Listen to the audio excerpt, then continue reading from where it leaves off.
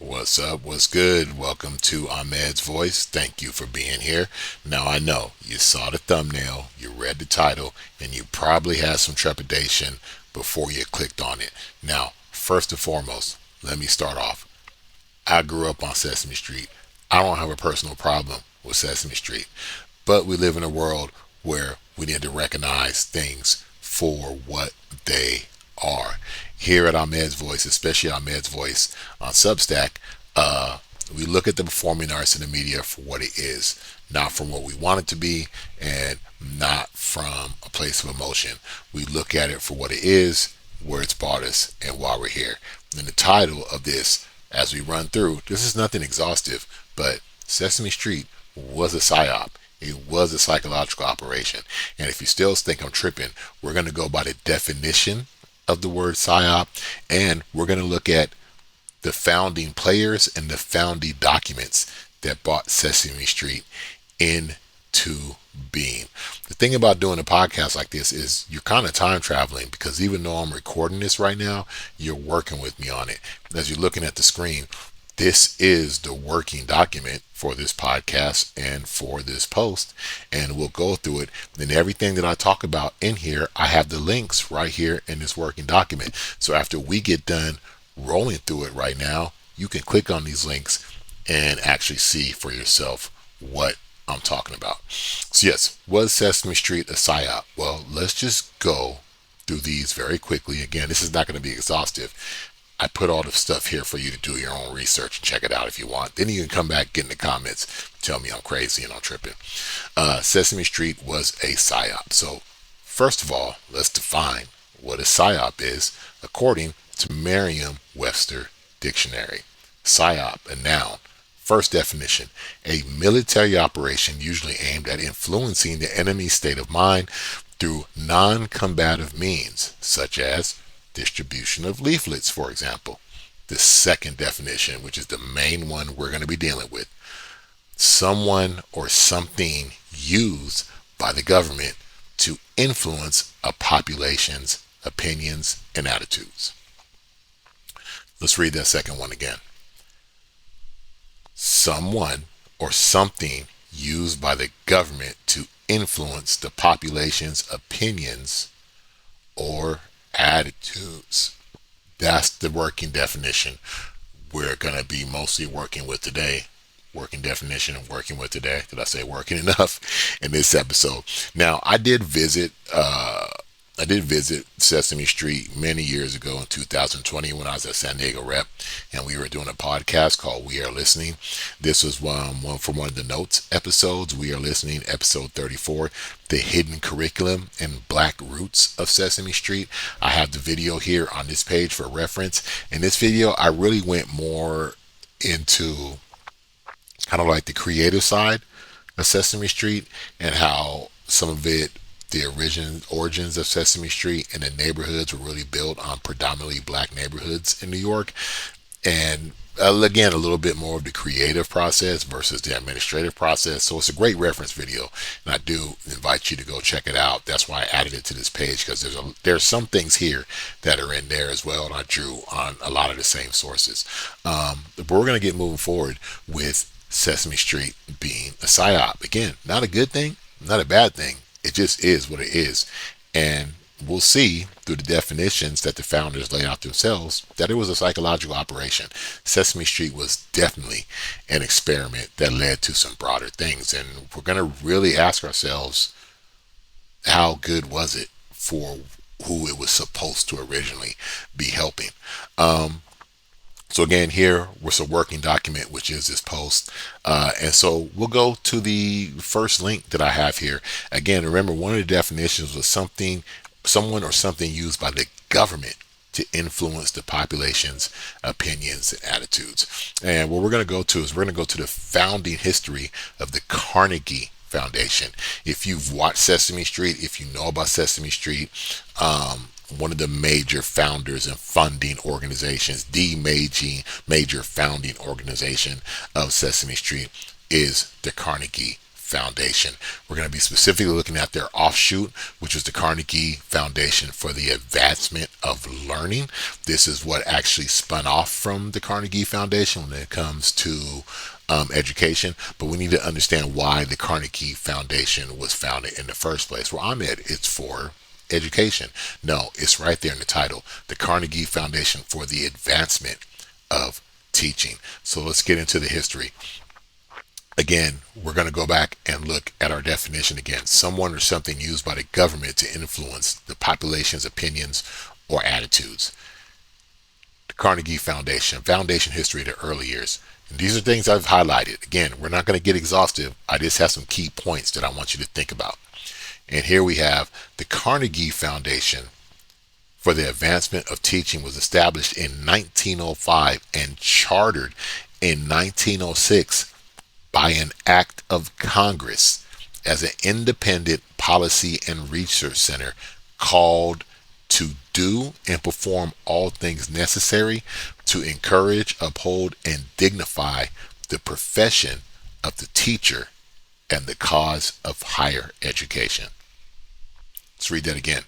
The Carnegie Foundation for the Advancement of Teaching was established in 1905 and chartered in 1906 by an act of Congress as an independent policy and research center called to do and perform all things necessary to encourage, uphold, and dignify the profession of the teacher and the cause of higher education. So we have here again for us what the reason for the foundation was, what the reason why Congress, government, chartered this and funded this as an independent policy and research center. The reason was not to educate people.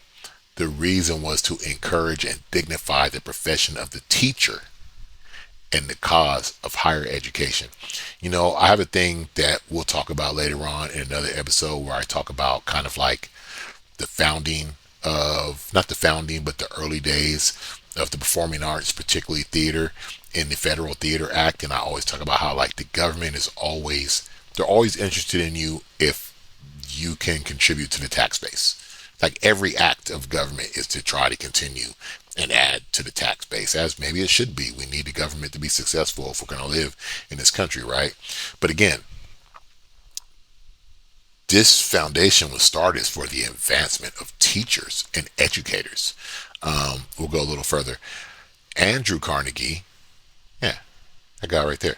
Andrew Carnegie, some say, an American industrialist and leading philanthropist of his time, created the foundation to address what he perceived as a pressing issue on the education landscape at the time. What? Bad education, uneducated children, uneducated public. What was it? The lack of any form of retirement plan or system for the faculty at institutions of higher education. His concern first surfaced as a trustee of Cornell University, and through conversations with his friend Henry Pritchett, president of the Massachusetts Institute of Technology, that made evident the low salaries of higher education faculty and the glaring poverty into which most professors retired. As a result, Carnegie established the foundation as a general pension fund for a wide range of universities in the United States, Canada, and Newfoundland. So again, what was the aim of the Carnegie Foundation? What was the main goal? Was the main goal of the Carnegie Foundation to educate the masses? No. Again, it was to make sure it was to apply dignity to the profession of teachers and professors in higher education, and it was to make sure that they had a pension fund so that teachers and professors could retire on. This was a money generating foundation for those who were the elite, the educated, or who we needed to have be the elite, the educators in higher universities and education. To move forward with this mission, the foundation found that it needed to determine which schools qualified as a bona fide institution of higher education and which of their faculty qualified for pensions. The resulting eligibility standards created by the foundation became the most widely used basis for admission requirements and instructional policies of colleges and universities, as well as the graduation requirements for high school. Again, when it comes to America, and I'm not saying this is a good or a bad thing, it is what it is. We live a life, humans, life on earth is based on resources. The government does not do anything if there's not money for those closer to the top. And we all work to get closer to the top.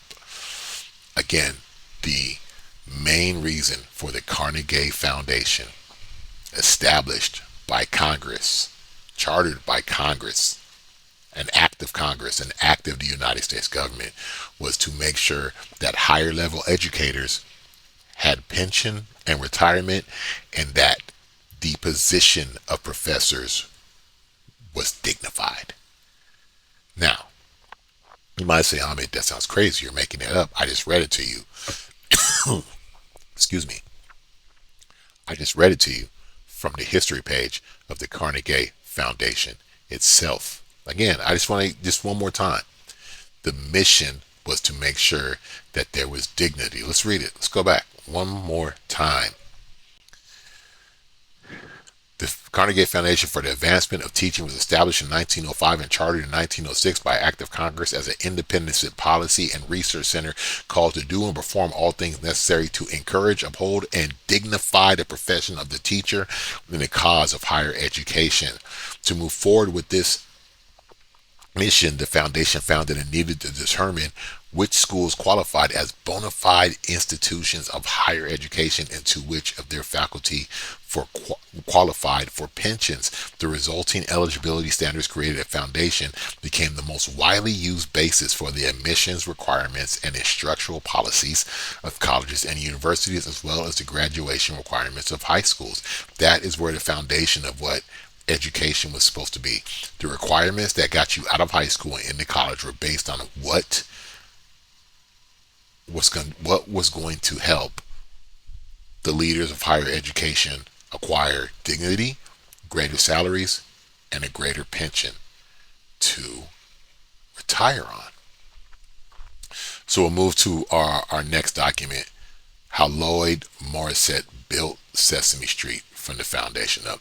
Now, Lloyd Morissette, this is where the wheels get in motion for Sesame Street. This is really the guy who, from the Carnegie Foundation, puts the money up for Sesame Street, and we're going to get into his background and where he came from.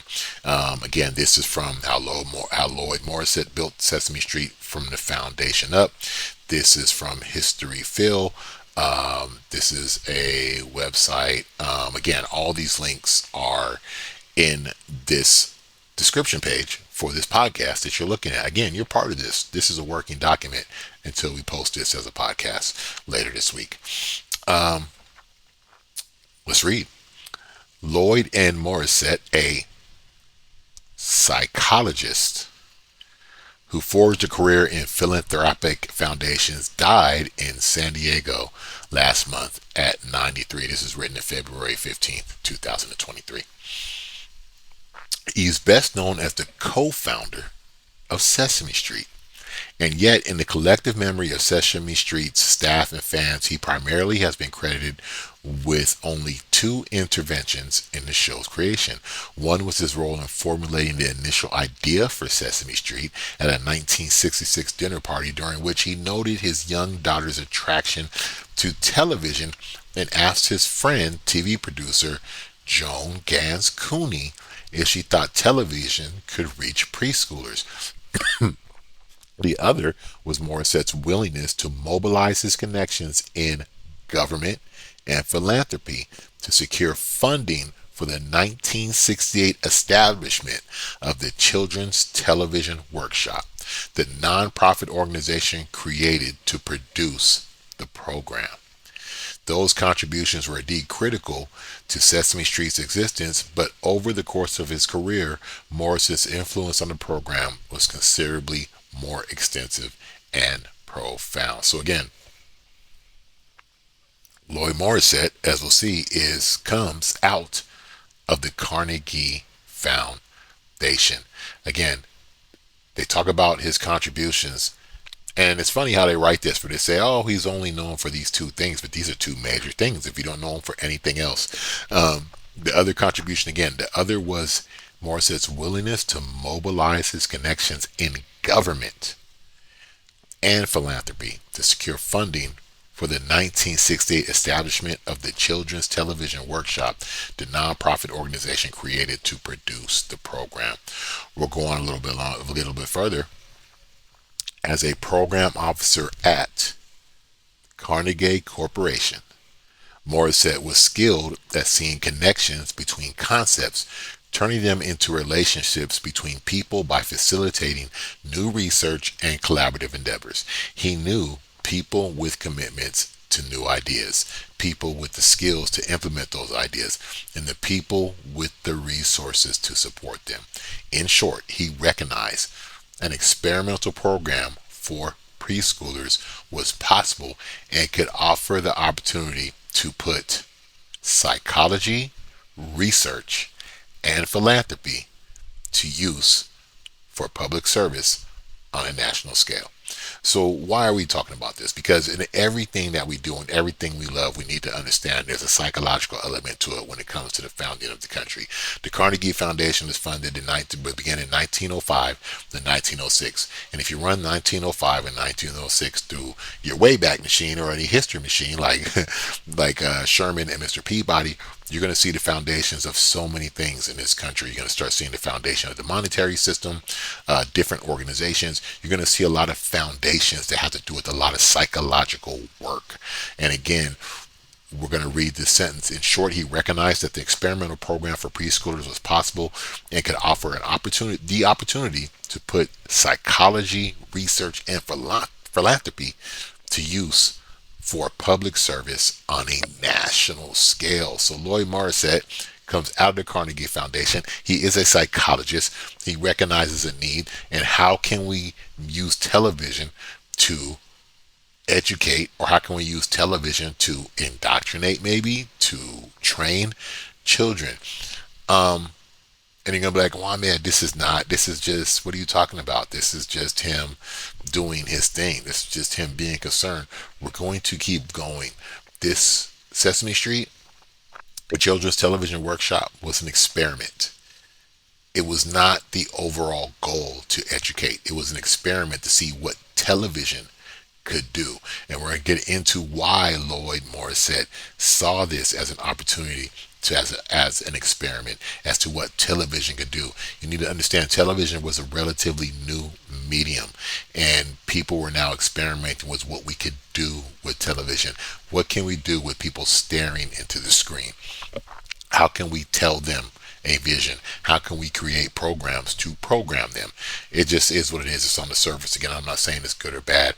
I'm just saying, like Anton Chigurh in No Country for Old Men, when he told Woody Harrelson's character, you should admit your situation. There's more dignity into it.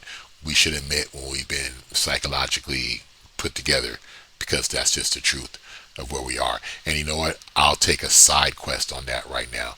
I'll take a side quest. We're going to go to my Substack, and I'm going to show you why and where this connection goes. We're going to go off the beaten path for just a minute. We're going to go to my Substack, and we're going to go to an article that I wrote entitled "Bread and Circuses, Why Do You?" And I want you to visit this article. This goes into a spectacular 4-part docuseries entitled "The Century of Self." And what the Century of Self is about, I'll read the description. To many in politics and business, the triumph of the self is the ultimate expression of democracy, where power has finally moved to the people. Certainly the people may feel they are in charge, but are they really? The Century of Self tells the untold and sometimes controversial story of the growth of the mass consumer society. How was the all-consuming self created? By whom? And in whose interest? psychiatrist. And it goes on to talk about the nephew of Sigmund Freud and how he goes on to change the word propaganda into public relations, and how we have ended up where we are, basically um, from a lot of psychological planning and work. Again, that's your side quest. Go check it out. But let's continue as we talk about Lloyd Morissette. We just got the foundation. He's from the Carnegie Foundation. He's a psychologist. He wants to know how, television can be used to educate, or how television can be used when it comes to children.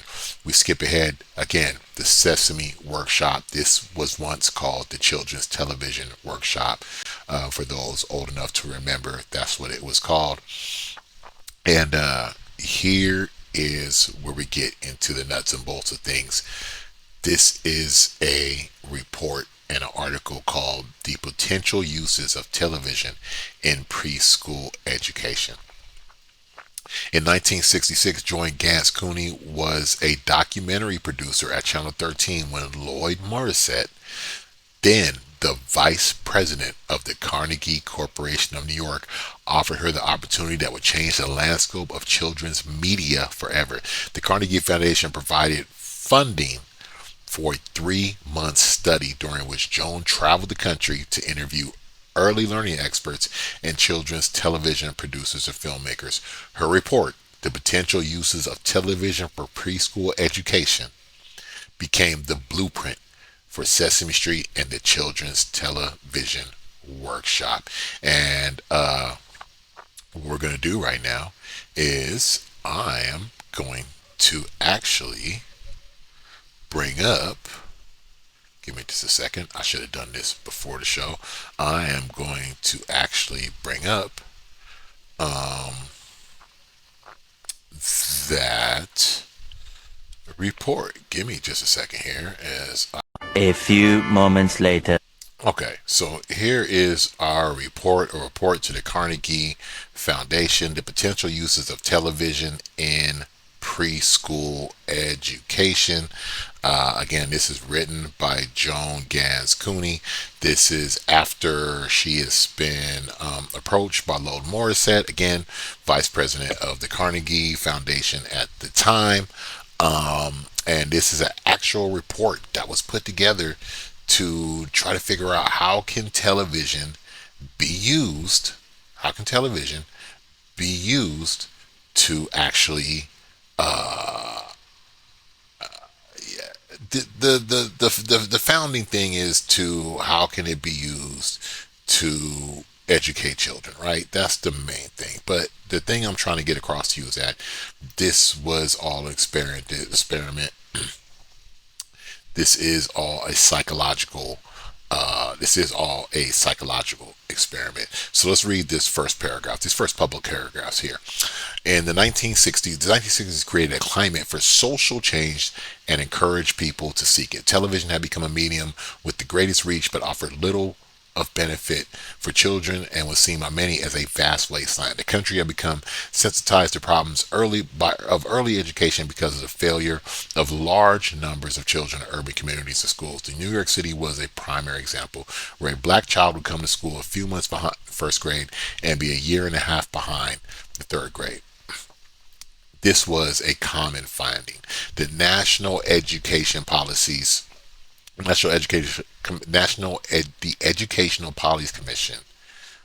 Commission of the National Education Association proposed that all children should have the opportunity to go to school at the public expense beginning at the age of 4.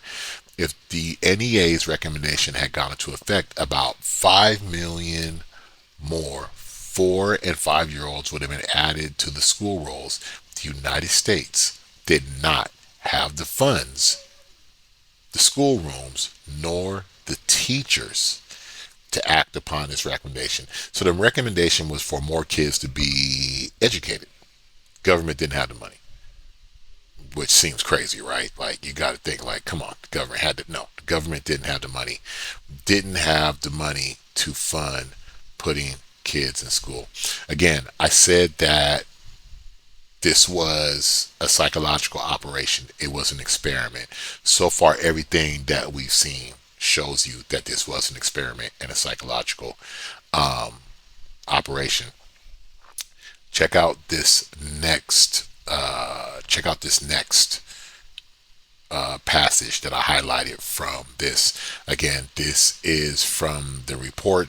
This is the blueprint of the future. Okay, the blueprint of the future. The potential uses of television in preschool education provide a rationale.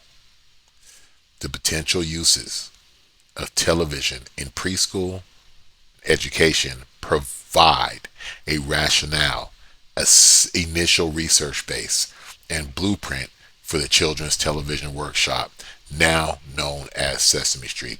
Joan Gans Cooney envisioned a program with such broad appeal it would reach all children, especially those in disadvantaged neighborhoods. Now, there is, a lot of pushback from this as well. It just wasn't all everyone was on board with this. There was a lot of pushback. There are a lot of people who thought there was no way that this is going to work.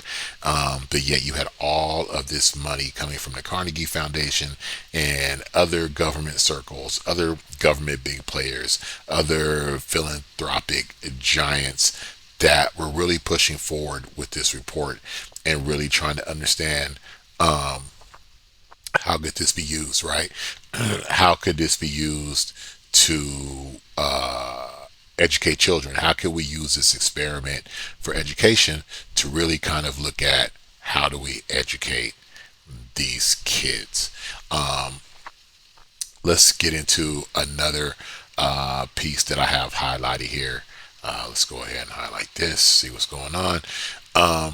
We should expect that the greatest amount of learning from television would take place in the early years of a child's use of it, the ages from 3 to 8. Let us say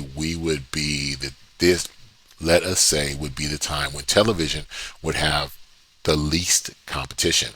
The child's slate is relatively clean. Almost any experience is new to him and therefore absorbing. And television, as we know, has an enormous power to absorb the attention of a young child. After the child starts school, television has a greater competition for attention and interest. But in the years before a child starts to read, when his horizon is still narrow and his curiosity boundless, when almost anything beyond his home and his little family circle is new, that is the time when television has a unique opportunity to contribute information and vocabulary skill. I'm not going to go through this whole report. Again, this is not exhaustive.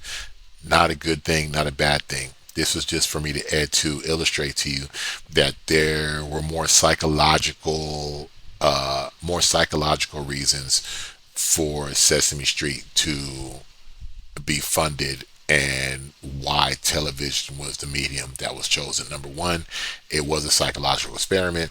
Number two, the government didn't have the money to put kids in school like the recommendation from the National Endowment for the Arts had recommended. So let's put them in front of a screen.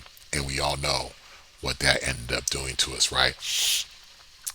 Let's look at another section here.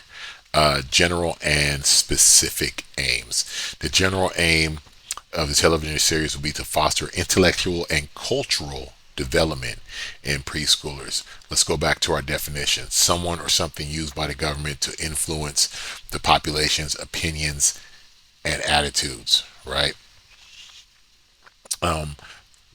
Let's look at first graders, a publication prepared by the Educational Testing Service for the Board of Education in the city of New York. Remember, the Board of Education and everything when it comes to education started in the early 1900s from the Carnegie Foundation was to what?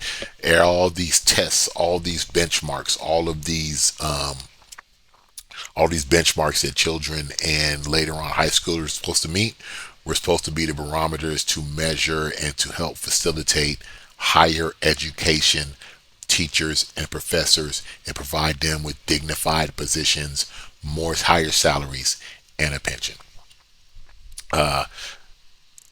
Let's go back. Start over. Let's look at first graders. A publication prepared by the Educational Testing Service for the Board of Education in the city of New York identifies the areas of intellectual development as the basic language skills, concepts of space and time, shapes, forms, spatial perspective, and notion of time, the beginning of logical concepts, logical classification, concepts of relationships, beginning mathematical concepts, conversation of quantity, one-to-one correspondence, a number of relations, the growth of reasoning, the growth of reasoning skills, cause and effect, reasoning by association, and inference. The reason I wanted to reference this report, and it's a long report, it's not too long, but there's a lot of stuff in here that I would encourage you to go read if you've never heard of this report. It's really important for us to understand what the founding of us is, the founding of these things that we believe in so strongly. Oh, there was one more section in this report that I did want to share with you. We're going to go all the way down to page 45, and I think this is a very the 45, yeah, this is a very important part, right? Let me go up and give you the title of this so we don't miss it. The title of this section: Kits and Books. We're basically talking about merchandise. We're basically talking about merchandising at this point. As far as books, it would be ideal if inexpensive editions of some of the books read on the program could be made available. But the problem of book rights is complicated, and just how or if inexpensive editions could be published needs further research. An alternative to publishing inexpensive editions of books is subsidizing regular editions so that a $3.50 book could be bought for $1 from special outlets. If neither inexpensive editions nor subsidized regular editions could be made available, it might be feasible to have inexpensive books created and published especially for the program.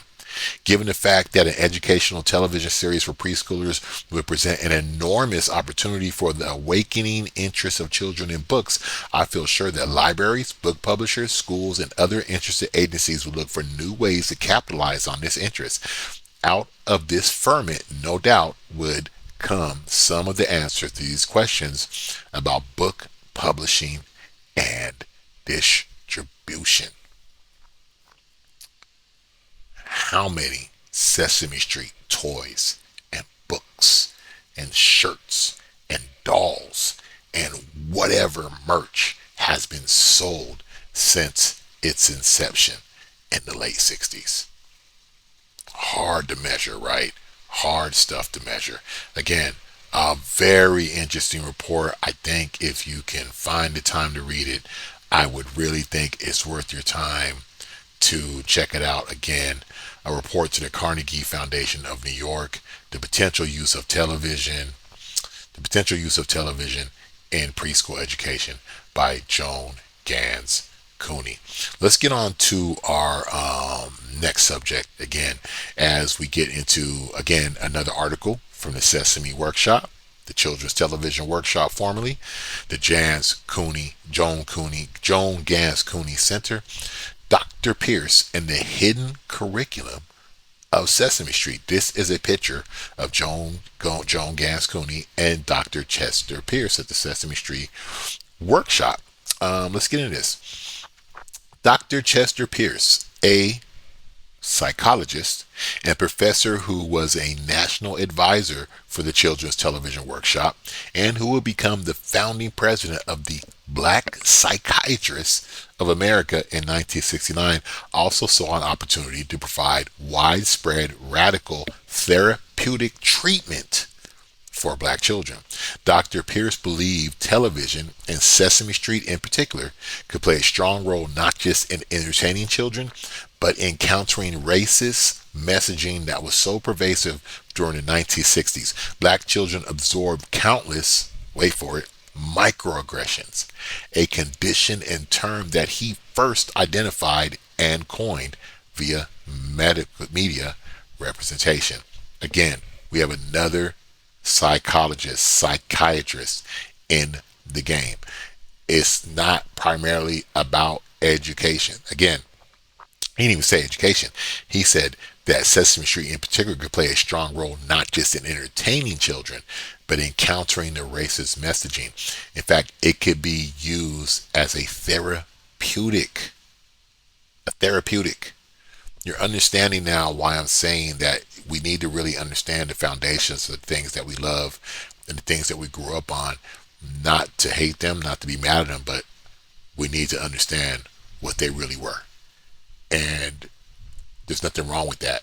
Again, there's dignity in knowing the truth of your situation in this world and in this country, and on any path that you decide to take a step on.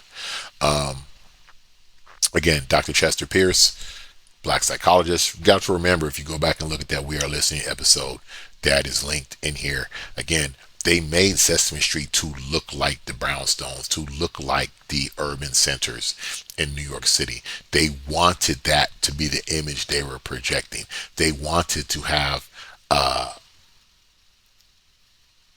the role was to have kids who lived in these centers, I guess, see someone like themselves on TV, but really more of the goal was to provide what was at the time supposed to be a diverse understanding, was supposed to have these kids who had more, really was supposed to have these kids who had more access to television see these other neighborhoods, kind of like, oh, look at the people who don't have as much as me and live different than me.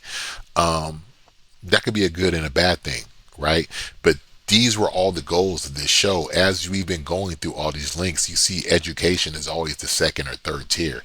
It's always about a therapeutic. It's always about experiment. It's always how can television be used. It's about combating racism. It's about making sure we have guidelines in place to make sure that teachers and professors have higher dignity and higher salaries and higher pensions and retirement. You're seeing that education of children is always like on the second or third, maybe fourth rung when it comes to these conversations, right? We'll go into another article. This is from Undark, a really, really good article. Psychiatry, Racism, and the Birth of Sesame Street. The subtitle, How an African American Psychiatrist Used an Early Television Show as a Radical Therapeutic Tool to Help Minority Preschoolers. As we get further into this article, we're talking about Chester Pierce. Unlike many of their liberal right colleagues who were fascinated by the potential mental pathologies of individual races, the black psychiatrists of America, who Chester Pierce helped found, drawing on a new sociological work, insisted that racism was built into the systems and structures of American life, including psychiatry itself. For this reason, some of them put it in 1973, institutional change as opposed to personality change are needed to root out and eliminate racism. Think about that. Institutional change as opposed to personality change. A person's mind needs to be made up to change from being racist. You can't legislate that.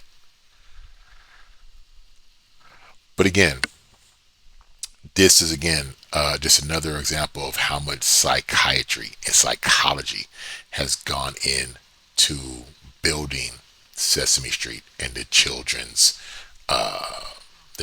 television workshop, or the Sesame Workshop, how it's now called. Continuing in this article from Undark, Sesame Street will go on to become the most successful children's show of all time. Over time, though, the radical mental health agenda fueling its creation was largely forgotten. Later critics would instead increasingly suggest that the show, as a straightforward experiment in early education, benefited white middle-income children more than its primary target audience of disadvantaged minorities, and in that case had arguably partly misfired. Remember, again, I said, did the show really, how did it help those neighborhoods that it was supposed to be looking like? How did Sesame Street, in the broader sense, what are those neighborhoods like now that Sesame Street was supposed to be helping, or that was branded as helping? I believe, yes, Sesame Street has some great educational tools to it. I'm a product of that. Many of us are products of that. But in the overall, how much did it help? How much this was more of a way to help fund other things. It was an experiment. It was a way to experiment with television on young children. It was another way to create another economic base, another, what's the word I'm looking for? Another way of cash flow, another way of capital, another form of capital. It was to continue to help higher education reach their goals. I want to read that one more time. Sesame Street will go on to become the most successful children's show of all time. Over time, though, the radical mental health agenda fueling its creation was largely forgotten. Later, critics would instead increasingly suggest that the show, as a straightforward experiment in early education, benefited white middle income children more than its primary target audience of disadvantaged minorities. And in that sense, it had arguably partly misfired. Go on later on in the article. What mattered most about Sesame Street was not the alphabet songs, the counting games, or the funny puppets. What mattered most was its vision of an integrated society where everyone was a friend and treated with respect. I'm going to read that one more time and go back and read something else. What mattered most about Sesame Street was not the alphabet songs, the county games, or the funny puppets. What matters most was its vision of an integrated society where everyone was a friend and treated with the respect. In our working document, what is the definition of a Psyop? Someone or something used by the government to influence the population's opinions and attitudes. The program had originally been a radical experiment. Where did we hear that word before? The program had been a radical experiment in the use of mass media to give the youngest generation of Americans their first experience of what Martin Luther King Jr. had famously called the beloved community, one based on justice, equal opportunity, and positive regard for one's fellow human beings, regardless of race, color, and creed. Again, education takes a back seat to all of it. So again, I didn't want to get exhaustive with this, but I did want to show you some things in Sesame Street's own history and its own founding documents. Again, the links are all here for you to go through and read this stuff yourself. I would advise you to. Please drop down in the comments. Let me know. Am I tripping? Did I lay out a good case for you to begin to go do this research yourself? I think so. I think the primary use of television, the primary use of almost every educational show that came out around this time was to see how we could lock a generation of people into this television thing. And as we grow up today, we all grew up, we watched television, it ended up being called the idiot box. We all screamed that we're on too much time, that we all watched it too much, and now our kids are on the smaller version of these screens. We actually multiplied this. It was ingrained in us. And so I would just invite you to go look at this yourself. Again, I'm not saying it's a good or a bad thing. There are good and both bad things about it. My thing is, let's be real about what it was. Sesame Street was definitely a psyop. It's all there in its founding documents. It's all there in its founders. It's all there in the words of its founders. It was definitely a psychological operation. We'll read it one more time. Someone or something used by the government to influence the population's opinions and attitudes. And we see that for the most part, that's what Sesame Street was. It's a cash cow too. And we read that part in the report about books, right? The books and suppliers and how they're going to pay for them and how that would launch. And there's no doubt that Sesame Street has been one of the most profitable merch engines when it comes to children's products in the history of this country. Again, let me know. Tell me what you think. Jump in the comments. Let me know what you think about this. Send me a message. Follow me on Substack. Please subscribe. I I really appreciate it if you subscribe. You can subscribe for free. If you want to subscribe for a small fee to help production costs, help me get some coffee, I'm good with that too. So make sure you follow me on ahmedsvoice.substack.com. Also follow me on Ahmed's Voice at Instagram. And of course, hit my website at ahmedsvoice.com. I appreciate your time. Let me know what you think. And always remember, talk about what you know. Talk to you soon.